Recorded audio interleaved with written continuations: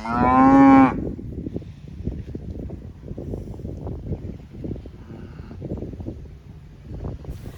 mga Swishy! Share ko lang sa inyo yung ganap namin last week Thursday. Ito yung araw na nagpunta kami sa farm bandang 6:30 ng hapon. Kailangan kasi namin tulungan yung anak ng asawa ko para sa cow show na gaganapin kinabukasan.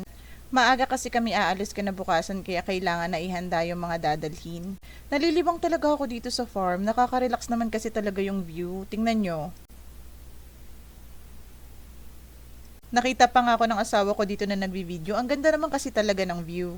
Pinulot ko na din yung mga bucket kasi kailangan na din talaga namin magpakain ng oras na yon. Tuwing bago kami umalis sa farm, tinutulungan namin yung may-ari na magpakain ng ibang baka.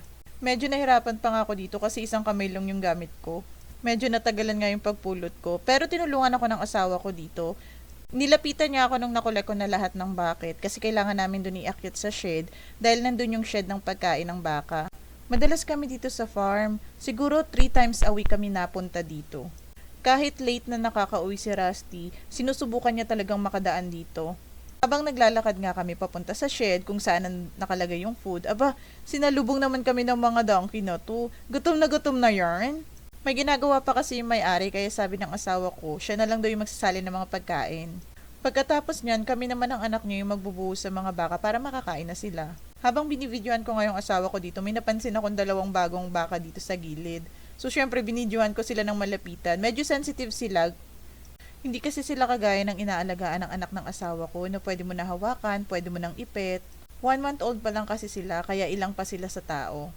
Nakuhanan ko pa nga ng video, sinusubukan nga silang hawakan ni Stacia, pero ang bibilis nila tumakbo, bumalik agad sila sa nanay nila. Nung time na to, tapos na rin kami magpakain, hindi ko na lang din na-videohan. Tapos na din paliguan at linisan ni Stacia yung baka na dadalhin niya sa show kinabukasan. 2 years siya sa akin na buksan yung gate kasi ibabalik niya na sa kulungan yung alaga niya. Yung time na to, halos patapos na kami. Naglakad na nga ako papalik na ng sasakyan. Nung pagbukas ko ng pinto, nakita ko yung daladala kong coffee na nandun pa rin sa mug na tunawa na nga ng yelo. Kaya sabi ko, itatapon ko na lang kasi wala na rin naman siyang lasa. Pagsakay ko ng sasakyan, nakita ko yung asawa ko bumaba ulit. May nakalimutan pala siyang ilagay sa trailer kaya binalikan niya muna. Pagkatapos namin sa farm, dumiretso kami dito sa Walmart. Sabi kasi ng asawa ko, bibili muna siya ng mga inumin para bukas daw sa cow show. Konti lang naman yung bibili namin, usually na dinadala niya talaga Gatorade. Kasi yun daw yung pinaka hinahanap ng mga taong kasama niya.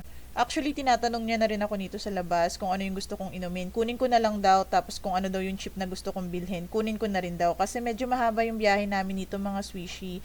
Siguro aabutin din ng 3 oras or 2 oras kalahati.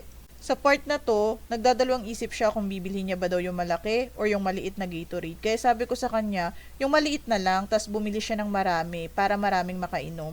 Bumili na rin siya ng Coke Zero, yun kasi yung favorite ng may-ari ng farm. Kumuha na rin ako ng coffee ko, tapos kumuha na rin ako ng chips ko, tsaka tubig.